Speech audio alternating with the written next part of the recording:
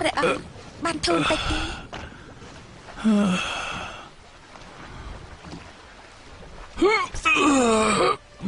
ព្រះអង្គសេនាអាណាចៅទីង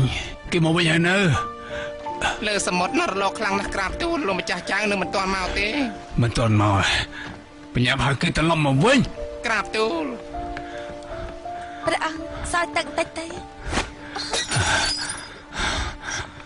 សេនាតើមានអ្នកអាចឲ្យទូកនេះនៅស្ងៀមបានដែរទេហ៎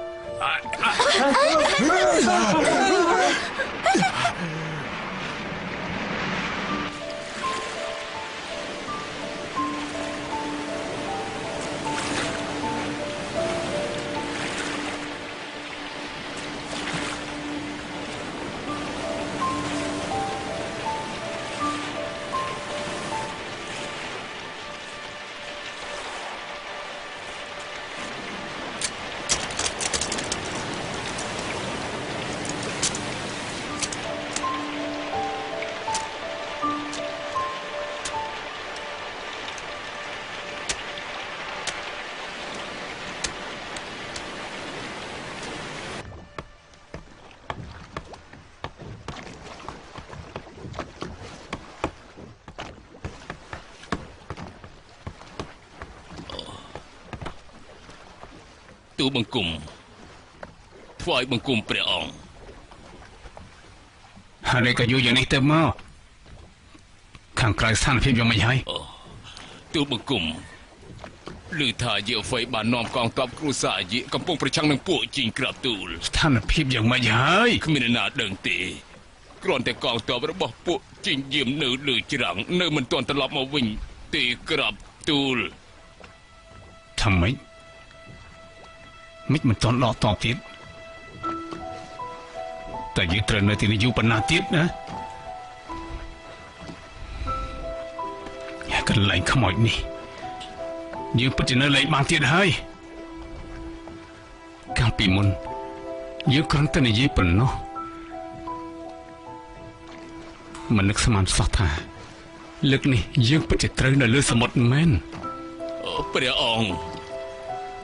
សូមកំព្រួយបតិខ្លាំងពេកកំព្រួយប្រតិយពួកឯងទាំងអស់គ្នាសុទ្ធតែមិនអាចពឹងពាក់បានអាណាឈៀងហួយយើងចាស់ឈៀងហួយឲ្យទៅចរចាមិនទាន់មកវិញទៀតលោកម្ចាស់ឈីង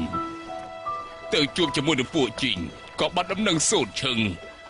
ទូលបង្គំចាត់មនុស្សទៅស៊ើបច្រើនដងហើយសុទ្ធតែគ្មានចម្លើយគឺខ្លាចតែគ្រោះថ្នាក់ច្រើនជាងលៀប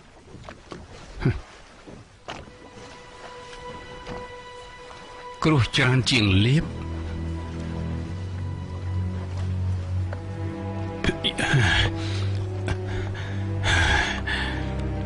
យើងពឹងខ្ញុំបំរើពួកឯងទាំងនេះឲ្យតែធ្វើការទើបហៅថាគ្រោះច្រើនជាងលៀបព្រះអង្គសិនាក្រាបទូលអូចៅទីនេះបោះចូលសមុទ្រឲ្យត្រីស៊ីទៅក្រាបទូលព្រះអង្គឆាប់សិន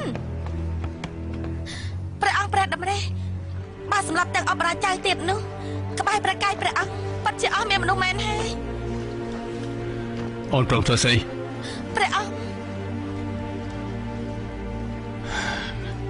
ក្រឡា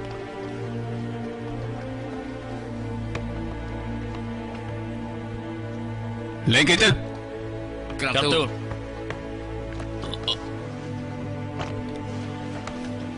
អូព្រះអង្គទូលបង្គំធ្វើការអសមត្ថភាពសំតែស្លាប់ក្រាបទូលចាប់ចេញទៅអរព្រះគុណព្រះអង្គដែលមិនសម្លាប់ទូលបង្គំទូលព្រះបង្គំសូមថ្វាយបង្គំលា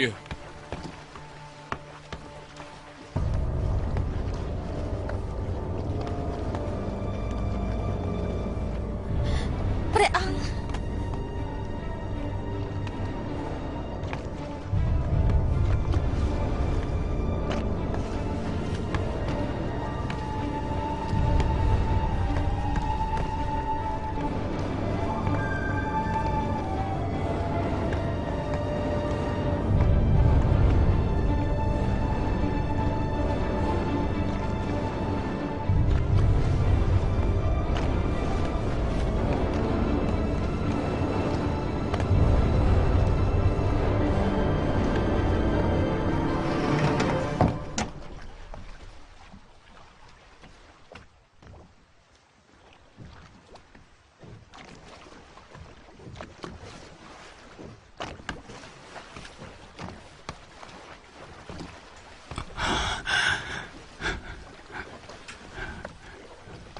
មេដា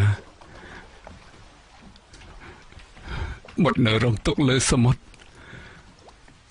មេដារងទុកនៅនគរជីងពួកយើងពិតជាម្ដាយកូនរងទុកមែន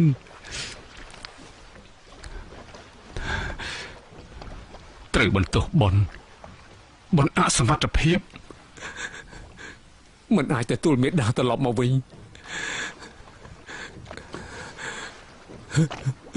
បុត្រអកតញ្ញូ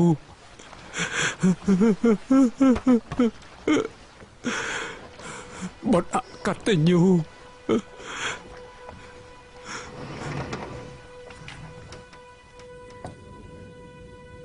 លោកប្អូនកងទ័ពគ្រួសារយានៅក្រុងជីងឆឹងនាំទ័ពសេះ300ទ័ពថ្មើរជើង2000យកឈ្នះជីងអូស៊ូ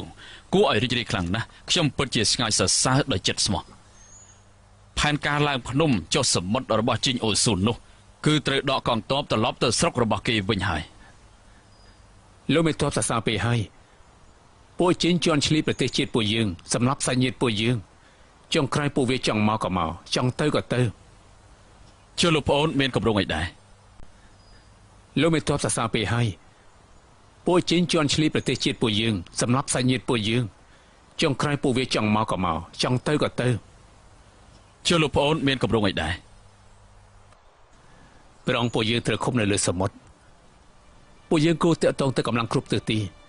បញ្ញាប់ដេញពួកជីងជីពីទឹកដីមហាសង្ឃយើង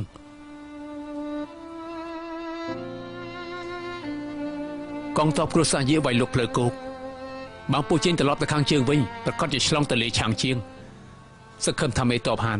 ដឹកនាំទ័ពជើងទឹករងចាំងប្រយុទ្ធឲ្យពួកវាមកបានត្រឡប់ទៅវិញមិនបានគម្រោងនេះគ្រាន់តែខាងខ្ញុំទូកចម្បាំងតូចធំសរុបទាំងអស់មាន175តែមានពាក់កណ្ដាលគឺមិនអាចចុះទឹកបានចំណែកជីងអូស៊ូទូកចម្បាំងតូចធំមាន500ច្រើនជាងទូករបស់ពួកយើង3ដងម្យ៉ាងទៀតទូករឹងមាំអាវុធមុតស្រួចទោះបីជាបែបនេះលោកប្អូនខ្ញុំនៅទីនេះសន្យានឹងលោកប្អូនឲ្យតែហានស៊ឺចុងខ្ញុំនៅរស់ទោះបីតស៊ូដល់ទូកចុងក្រោយក៏ខ្ញុំមិនឲ្យជីងអូស៊ូទៅវិញបានដែរល្អយើងទាំងពីរអ្នករួមគ្នាប្រគិស្មាគ្នាប្រឆាំងសត្រូវទោះបីវាមានទូក1000គ្រឿង10000ទូកពួកយើងក៏ត្រូវតែឲ្យពួកវាមកបានទៅវិញមិនបានមកវិញទៅវិញមិនបានពួកយើងប្រគិស្មាគ្នាប្រយុទ្ធដឹកជញ្ជូនស្បៀងប្រឹងអស់លទ្ធភាព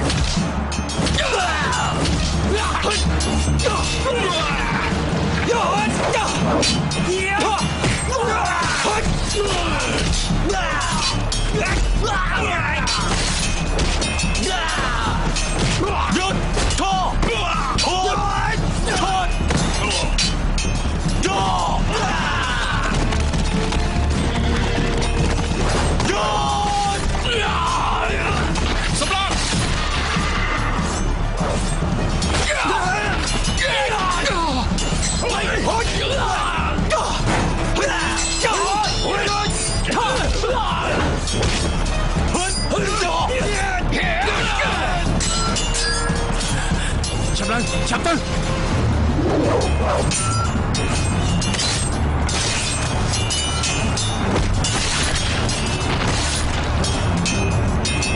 សម្លា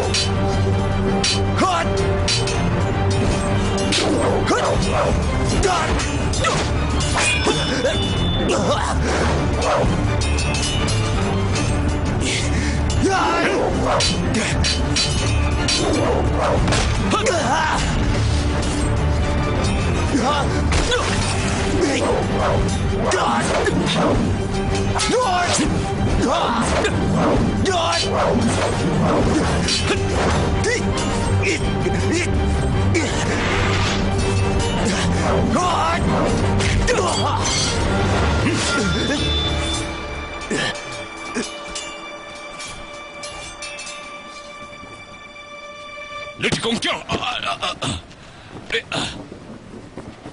ហានឆាងអញពេលនេះខ្លាចជាអ្នកទុកគ្រួសារតកូលយេហើយនៅមានពេលចង់និយាយទេចង់កាប់ចង់សម្រាប់ស្រែកចិត្តពួកឯងយើងគ្មានពេលនិយាយទេល្អអនណាចិត្តដល់ពេលស្លាប់ទៅហើយនៅមាត់រឹងទៀតឯងយើងអាចភ្លក់រសជាតិម្ដងមកអង្គុយល្អអនណាចិត្តដល់ពេលស្លាប់ទៅហើយនៅមាត់រឹងទៀតឯងយើងអាចភ្លក់រសជាតិម្ដងមកអង្គុយ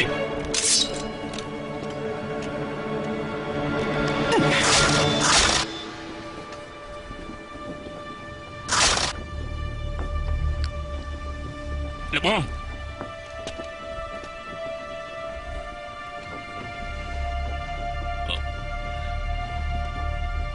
តើប្រុងធ្វើអីដោះលែងឯងទៅវិញលោកបងមិនអាចដោះលែងវាទៅវិញបានទេបងប្អូនពួកយើងបដូរស្លាប់រស់ទើបអាចចាប់វាបានបងមិនអាចដោះលែងវាបានទេលោកបងមិនអាចដោះលែងវាបានទេ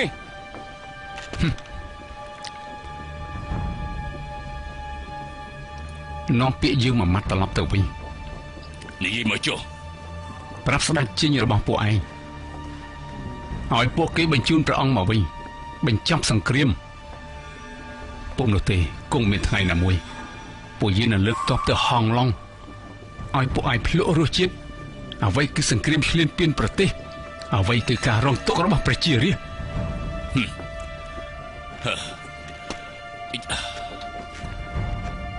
រលោកយល់ថាយើងនាំពាក្យនេះត្រឡប់ទៅវិញយើងនឹងអាចរស់បានដែរពុំនោះទេនៅទីនេះសម្រាប់យើងចោលតែម្ដងទេយ៉ាងហោចណាស់ស្លាប់នៅទីនេះនៅទុកថាជាអ្នកក្លាហានមហាជីងខ្ញុំមិនសម្លាប់ឯងទេអញ្ចឹងខ្ញុំសម្លាប់ខ្លួនឯង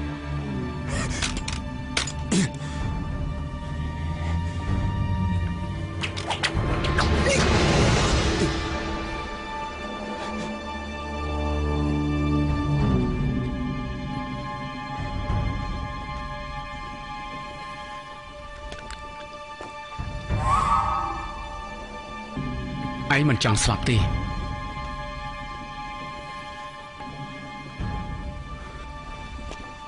បើនៅកងទ័ពជិញគ្មានអនាគតទេនោះទ្វារកងទ័ពគ្រួសារយាចាំស្វាគមន៍ឲ្យគ្រប់ពេល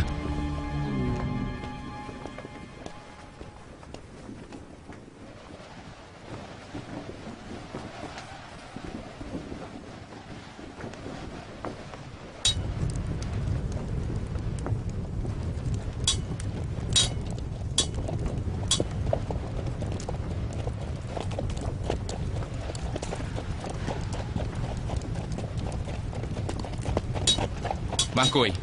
ថ្ងៃនេះយ៉ាងម៉េចហ្នឹងការងារហ្វូឆឹងបកគលឲ្យឯងហើយ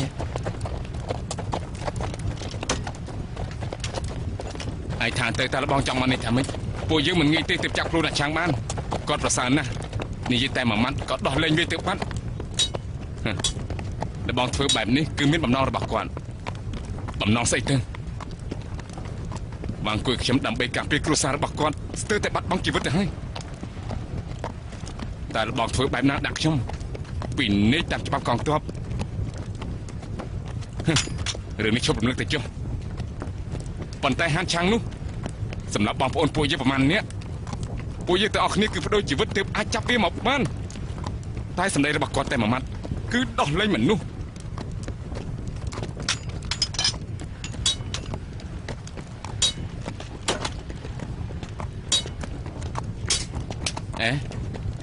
បងគួយឯងត្រូវដឹងថាក្នុងនាមជាមេទ័ពម្នាក់มันអាចស្លាប់នៅលើសមរភូមិនោះគឺជាការប្រមាថមួយ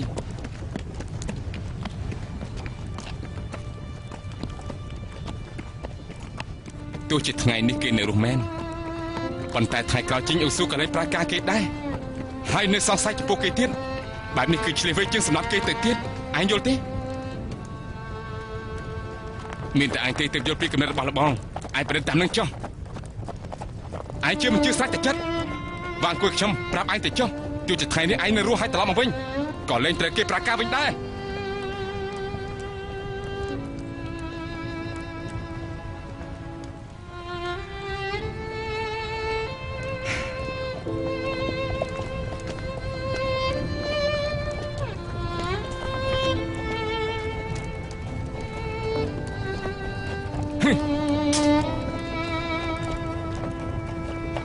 កាន់តែសំខាន់នោះគឺ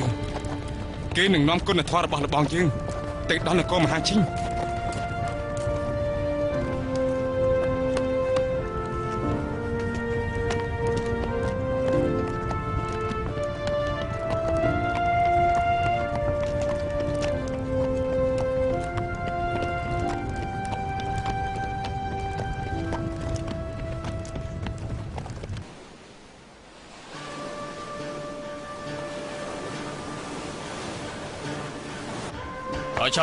ចាប់ឡើងចូលមករៀបដល់លើចាប់ចាច់ពីទៅផាត់ទៅដល់វិញហើយរីបុត្រាក្រាបទូលរីបុត្រាសូមលើកលែងទោសឲ្យហានឆាផងក្រាបទូលមិនក៏ឯងមកវិញបានគឺយាហ្វៃដោះលែងខ្ញុំយាហ្វៃមិនងាយទេទើបចាប់ខ្លួនឯងបានពេលនេះបែរជាដោះលែងឯងមកវិញសម្ព័ន្ធមិត្តរបស់ពួកឯងគ្រាន់បានណាបុត្រាទី4យាហ្វៃដោះលែងទូបង្គំគឺចង់ឲ្យទូបង្គំនាំពាក្យបំមាត់ប្រាប់ដល់ទ្រង់យាហ្វៃពិតជាក្អេងក្អាងមែនឲ្យមេតបធំហានឆាំងធ្វើជាទូតនាំសារគេមានសម្ដីអីនិយាយទៅគឺគេថាដោះលែងព្រះអង្គរបស់គេសងទឹកដីគេវិញពុំនោះទេយ៉ាងម៉េចនិយាយទៅពុំនោះទេគេនឹងវាយចូលហងលងហើយយើងបង្ខំស្ដេចរបស់គេឲ្យតែនៅលើសមុទ្រពេលនេះយកឈ្នះឲ្យត្រឡប់មកវិញយាហ្វៃគេស្មាងអីនិយាយពាក្យក្អេងក្អាងបែបនេះមិនប្រមាណកម្លាំងមែនបុត្រាទី4មិនអាចមើលងាយយាហ្វៃទេគេបានដណ្ដើមយកក្រុងជាងខាងមកវិញហើយថាម៉េចអបអរសាទ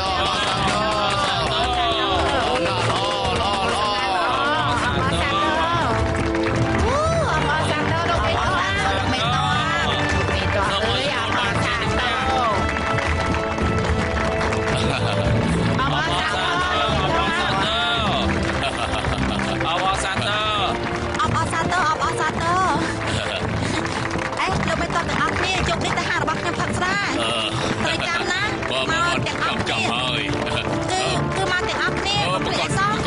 ជាទៅហើយប្រកាសជាទៅ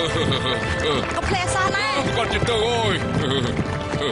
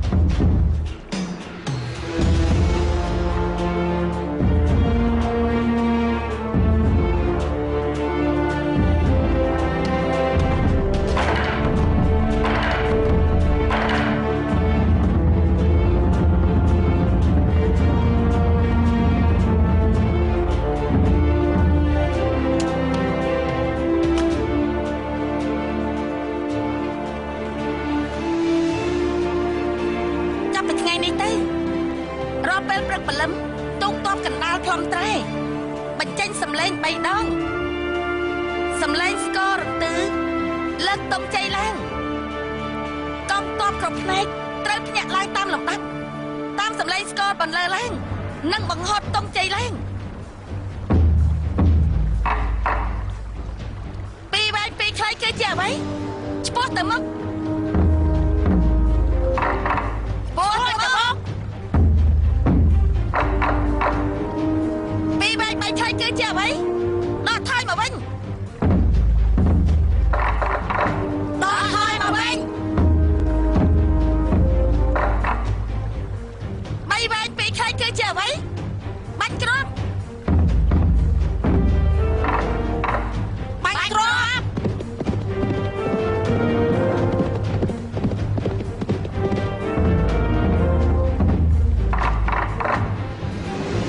បីវែងបីខ្លីគឺជាអ្វីរត់កាច់ខ្លួន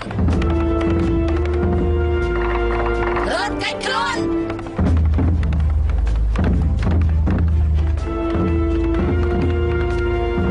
ជំរាបលោកមេតបយាហ្វៃបារណាមយកក្រុងជាខាងមកវិញហើយ ល្អ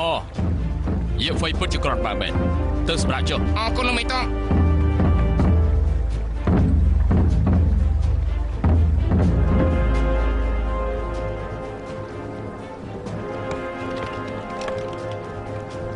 បងប្អូនទាំងគ្នា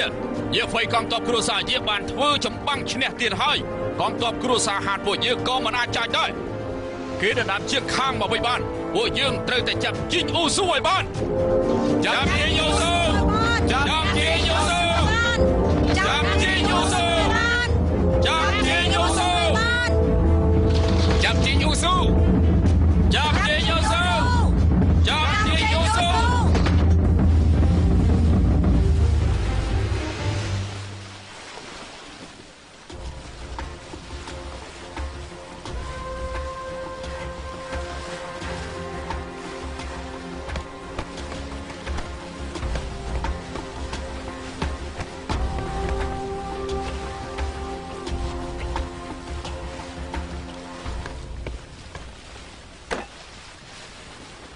ពួកយើងមកតាមផ្លូវជួបខ្យល់ព្យុះជួបរលកធំជាច្រើនតែបែរជាមិនបានឃើញស្រមោលហាន់ស៊ឺជុងគេដឹងថានៅលើទូករបស់យើងមានកំភ្លើងធំជាច្រើនប្រពន្ធរបស់គេលៀងហុងអ៊ីនៅក្មេងស្រស់ស្អាតគេមិននឹងហ៊ានប្រថុយជីវិតផ្សព្វផ្សាយបញ្ជាទៅមានយើងនៅលើទូកនាំមុខដឹកនាំកងទ័ពបើកផ្លូវឲ្យគ្នារបស់យើងចំណែកលោកនៅក្រុមទូកចុងក្រោយតាមពីក្រោយឲ្យជាប់ការពារគេវាយឆ្មក់ទទួលបញ្ជាទូបង្គំនឹងទៅរៀបចំភ្លាម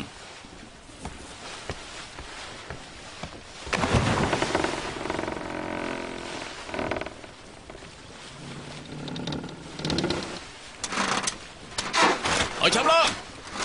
ឡើងមកទៀតខាងនោះ ពណ៌នេះក្រនបើខ្ញុំយល់ថាពណ៌នេះស្អាតណាស់អ្នកមនាងមើលពណ៌នេះ ពណ៌នេះក៏ហំពេកហើយក្មេងប្រុសប្រើមើលទៅមិនសូវក្លាហានទេ អ្នកមនាងហេតុអីក៏ដឹងថាគឺជាកូនប្រុសថាមិនត្រូវគឺជាកូនស្រីដ៏ស្រស់ស្អាតទៀតផងណា ទេប្រកាសជាកូនប្រុសខ្ញុំបានឃើញគេហើយគឺដូចជាឪពុករបស់គេជាសេះនៅលើវាលស្មៅបាញ់ព្រួយនៅលើវាលស្មៅគេប្រកាសជាខ្លាចជាអ្នកក្លាហាន ព្រះបុត្រា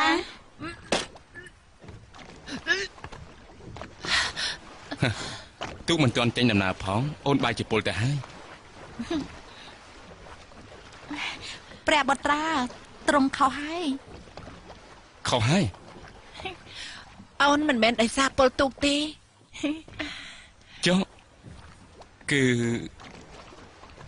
អបព្រះបុត្រាទី4អ្នកមនាងមានផ្ទៃពោះហើយ លីងអើលីងអើរបស់បង បងបានធ្វើជាពុករបស់គេហើយបងបានធ្វើជាពុករបស់គេហើយ អេ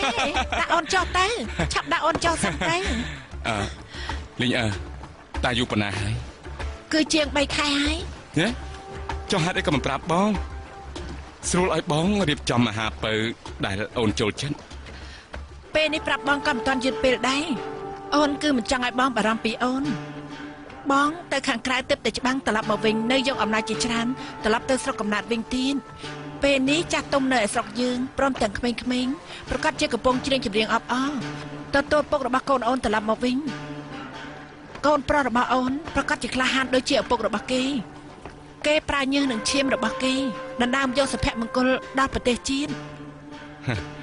មិនក៏អូនដឹងថាគេគឺជាកូនប្រុស ព្រោះគេត្រូវតែដោយឪពុករបស់គេទៅសមរភូមិសម្រាប់សត្រូវ បងប្រកាសជាឲ្យអូននឹងកូនប្រុសរបស់ពួកយើង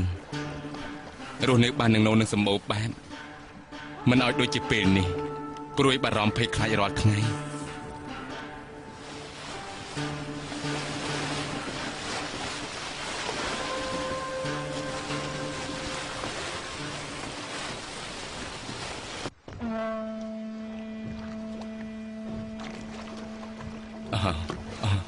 មកអង្គុយទេ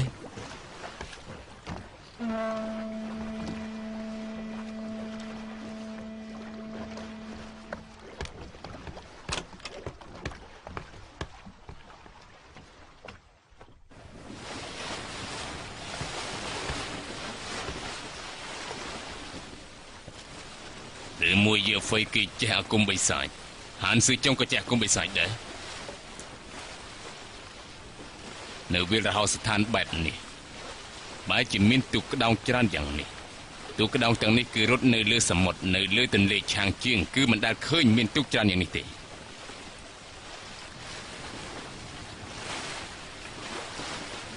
កម្លាំងកំភ្លើងរបស់ពួកគេមិនអន់ជាងយើងទេគ្រាន់តែនៅខាងមុខឃើញទូកក៏ភ័យដល់ថ្នាក់នេះទៅហើយបើនៅខាងក្រោយវិញក៏ឃើញមានទូកទៀតនោះពួកគេប្រហែលជាត្រូវភ័យខ្លាចស្លាប់ហើយ រីកានៅខាងក្រៅទូកយើងមានបញ្ហារីច្បត់